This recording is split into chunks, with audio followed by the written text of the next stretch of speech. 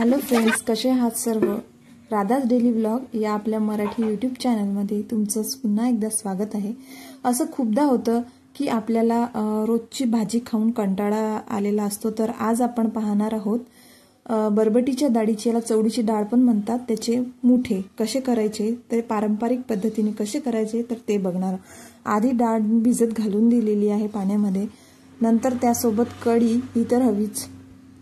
तर कढीसाठी मी ताक घेऊन घेतलेला आहे आणि आंबट होतं तर त्यामध्ये पाणी टाकून घेतलं. नंतर कढीसाठी जे सामान घेतलेलं आहे तर ते तुम्ही बघू शकता. अद्रक, लसूण आणि मिरच्या आणि थोडे गरम मसाले घेतलेले आहेत. तर ते सर्व आधी आपण मिक्सरमधून बारीक करून घेऊयात. आणि नंतर त्यामध्ये थोडं बेसन घालूया. बेसन आणि तो पूर्ण मसाला आपल्याला मिक्सरमधून एकत्रच काढायचा आहे. त्याचं कारण असं की ते पूर्ण आपण जेव्हा ताकामध्ये टाकतो तर पूर्ण मिक्स होऊन येतं एकत्र. तर त्यामुळे मी कधीही मिक्सरमध्येच बेसन घालते. थोडं जिरं पण टाकलेलं आहे आणि थोडं सांबार. तर बारीक करून घेते आणि नंतर ताकामध्ये टाकून देते एकदा आणि पूर्ण मिक्स करून घेते.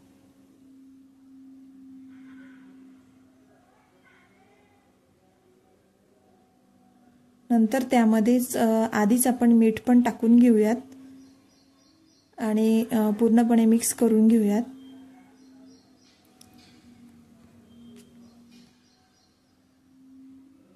हळद पण मी थोडी टाकून घेतलेली आहे यामध्येच आणि परत एकदा मिक्स करून घेतलं आहे. आता गॅसवरती एकदा गॅस लावून घेऊया आणि गॅसवरती कढी ठेवूया. जोपर्यंत उकळी येत नाही तोपर्यंत आपल्याला असंच हलवत राहायचं आहे त्याला. मुठे आणि कढी हा खूप पारंपरिक पदार्थ आहे. तर तो भाकरीसोबत खूप छान लागतो खायला. तर चवडीचे डाळीचे खूप छान बनतात मुठे. त्याला मुठे किंवा कोणी कढीगोळे सुद्धा पण म्हणतं. आणि आपल्याला ते मुठे इडली पात्रामध्ये करायचे आहे, ते पण वाफेवरचे. तर आपल्या कढीला पण उकळी आलेली आहे. खूपदा असं होतं की आपल्याला जे आलूची भाजी या भाज्या खाऊन खाऊन कंटाळा आलेला असतो, काहीतरी वेगळं खायचं असतं. तर त्यावेळेस तुम्ही हे नक्की ट्राय करू शकता. खूप छान लागतं चवीला. तर कढीला आता उकळी येऊन झालेली आहे. तर गॅस मी बंद करून घेतला आधी आणि नंतर आता आपल्याला याला तडका द्यायचा आहे. तर गंज मी दुसऱ्या गॅसवरती ठेवून दिलेला आहे आणि नंतर आता तडका द्यायची तयारी करून घेते. तर एकदा गॅस पेटवून घेतला, त्यावरती गंज ठेवला.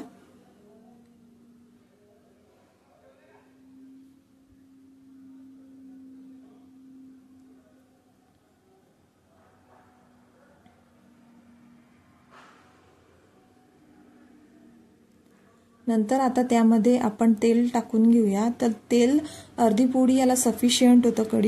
कढीला जास्त तेल नको, कारण जास्त तेल जर टाकलं तर कढी चवीला चांगली लागत नाही. त्यामुळे कढीमध्ये अगदी थोडंसंच तेल टाकायला हवं.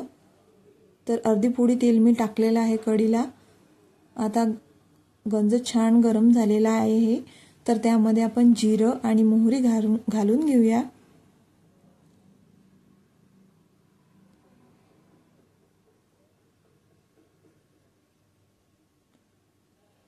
आता जिरं टाकून घेतलंय आणि मी थोडा सांबार बारीक केलेला आहे. तर तो सांबार पण मी फोडणीतच टाकून घेते, कारण कढीला छान टेस्ट येते. तर जी कढी आहे ती एकदा आपण त्यामध्ये टाकून देऊया.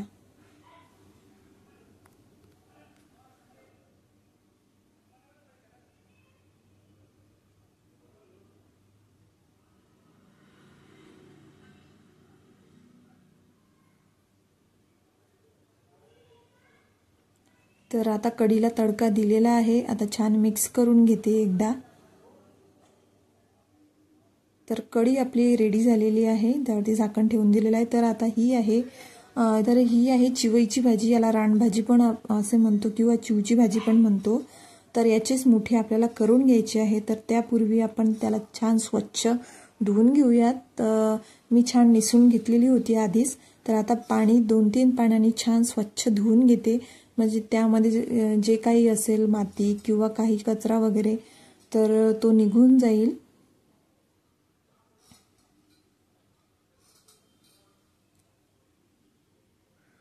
ही भाजी नसेल तर तुम्ही साधी पण नुसतं डाळीचे पण मुठे बनवू शकता. आणि उन्हाळ्याच्या सीझनमध्ये ही भाजी अवेलेबल असतेच आणि ही खायला खूप थंड असते उन्हाळ्याची, तर त्यामुळे तुम्ही नेहमी म्हणजे आरोग्यासाठी पण चांगली असते खाण्यासाठी, तर तुम्ही करू शकता उन्हाळ्याच्या सीझनमध्ये. तर भाजी आपली धुवून झालेली आहे आता.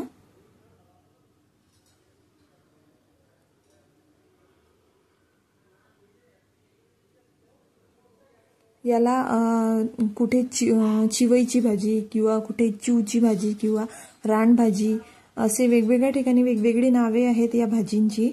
तर या भाजीचं बेसन पण खूप छान लागतं. तर एखाद्या वेळेस मी या भाजीचं बेसन कसे करतात ते पण मी एखाद्या व्हिडिओमध्ये सांगेल तुम्हाला. तर आता भाजी धुवून घेतलेली आहे, डाळ पण आता आपली भिजलेली आहे. तर डाळ एकदा आपण मिक्सरमधून छान बारीक करून घेऊयात. डाळ मी 2 ते 3 तास भिजत घातलेली होती. तर आता छान डाळ आपण बारीक करून घेऊयात.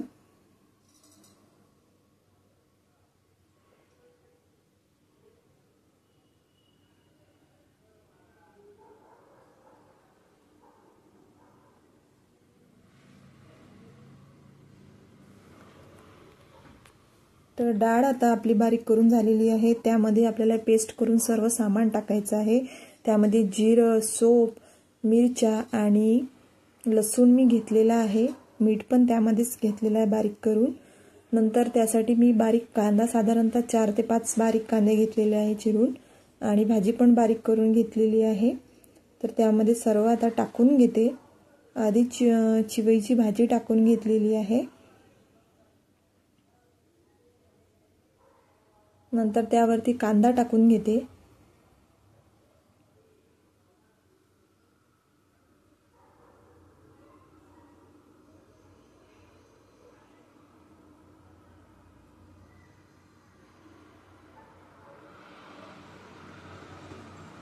आता कांदा टाकून झाल्यानंतर जी पेस्ट आपण केली होती लसूण, मिरच्या, जिरं, सोप आणि मीठ, तर ती पेस्ट केलेली होती ती पेस्ट एकदा टाकून घेऊया त्यामध्ये.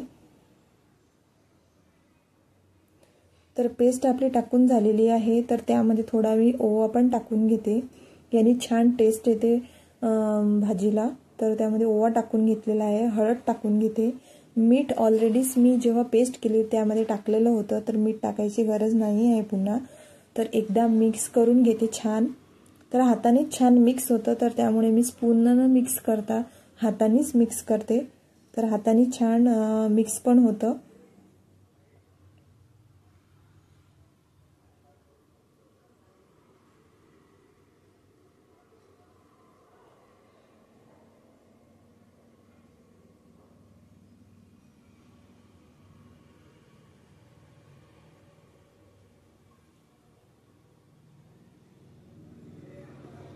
छान खालून आणि वरून पूर्णपणे मिक्स करून घ्यायचं आहे, कारण मीठ वगैरे व्यवस्थित लागतं मग सगळ्याला. आता आपलं मिक्स करून झालेलं आहे. आता इडली पात्र घेतलेलं आहे मी, त्यामध्ये आता मी पाणी टाकून घेते. आणि नंतर त्याचे जे आपण पूर्ण एकत्र करून घेतलेली आहे पेस्ट, तर ते छोटे छोटे गोळे करून अशा प्रकारे मी या इडली पात्रावरती ठेवते. बघू शकता तुम्ही मी कशा प्रकारे छोटे छोटे गोळे करून ते ठेवत आहे इडली पात्रावरती. इडली पात्रावरती छान वाफवले जाते, तर त्यामुळे मी नेहमी इडली पात्रावरतीच वाफवून घेते. तुम्ही चाळणीमध्ये वगैरे पण करू शकता वाफवून, तसं पण चालतं. पण इडली पात्रामध्ये थोडं इझी जातं वाफवायला, तर त्यामुळे मी इडली पात्रामध्येच वाफवते. नाहीतर चाळणीमध्ये सुद्धा हे वाफवता येतात.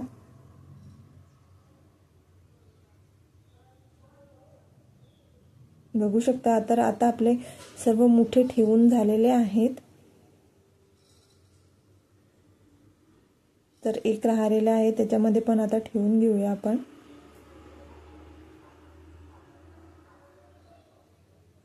वाफवताना नेहमी लक्षात ठेवायचं, सुरुवातीला थोडी हाय फ्लेमवरती ठेवायचं आणि नंतर थोडी मीडियम फ्लेम करायची. साधारणतः 20 मिनिटांमध्ये हे शिजून जातात आपले मुठे.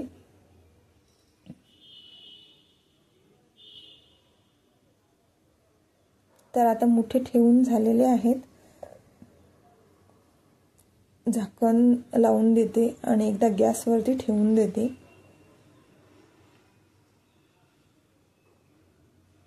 तर आता मुठे झाल्यानंतर आपल्याला भाकरी पण टाकून घ्यायची आहेत.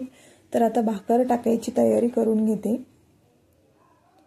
तर आधी उंडा मळून घेते छान. भाकर ही परफेक्ट म्हणजे कशी टाकायची याबद्दल पण मी एखादा व्हिडिओ नक्की टाकेल आपल्या चॅनलवरती. कारण की जे फर्स्ट टाइम भाकर टाकतात त्यांना नाही जमत किंवा तर अशा महिलांसाठी मी एखादा व्हिडिओ नक्की टाकेल.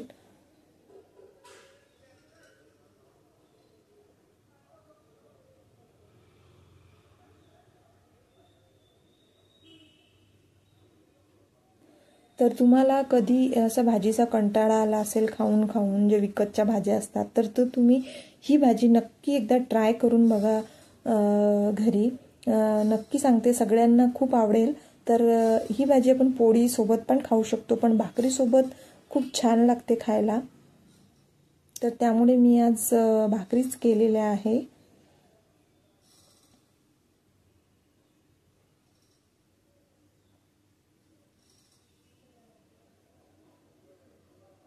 तर मैत्रिणींनो, चॅनलला सबस्क्राईब केलेलं नसेल तर नक्की चॅनलला सबस्क्राईब करा, शेअर करा. तर आता भाकर थापून झालेली आहे छान. आता तव्यावरती एकदा टाकून घेते.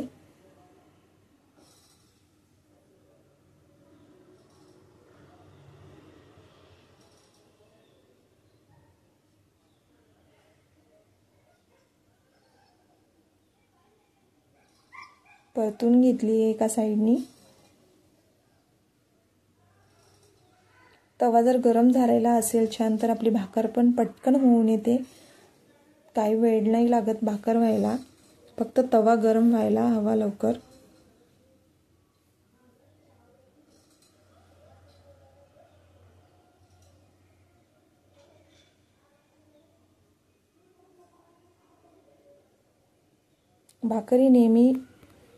भाकर ही एका साईडनी आपल्याला छान होऊन द्यायची आहे आणि नंतरच दुसऱ्या साईडनी अशी शेकून घ्यायची आहे गॅसवरती. तर अशा प्रकारे सराटा घेऊन तुम्ही भाकर अशी शेकू शकता. त्यामुळे हाताला पण आपल्या चटके लागत नाही आणि भाकर पण छान शिजल्या जाते. बघू शकता तुम्ही. तर एखाद्या साईडनी जर कच्ची राहिली असेल एखाद्या साईडने, तर परत टाकून तुम्ही शेकून घेऊ शकता आणि छान शेकल्या पण जाते अशा प्रकारे भाकर. तर बघू शकता तुम्ही किती छान प्रकारे आपली छान शिजून झालेली आहे.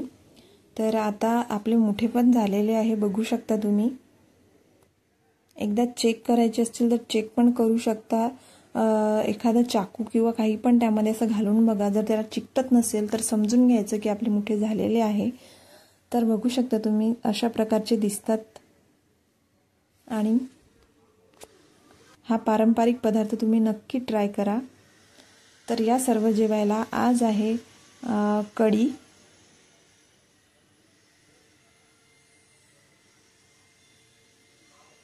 आणि त्यासोबत आहे मुठा किंवा कढी उडीद पण म्हणू शकता तुम्ही, भाकर आणि त्यासोबत आहे शेंगदाण्याची चटणी, त्यावरती तेल.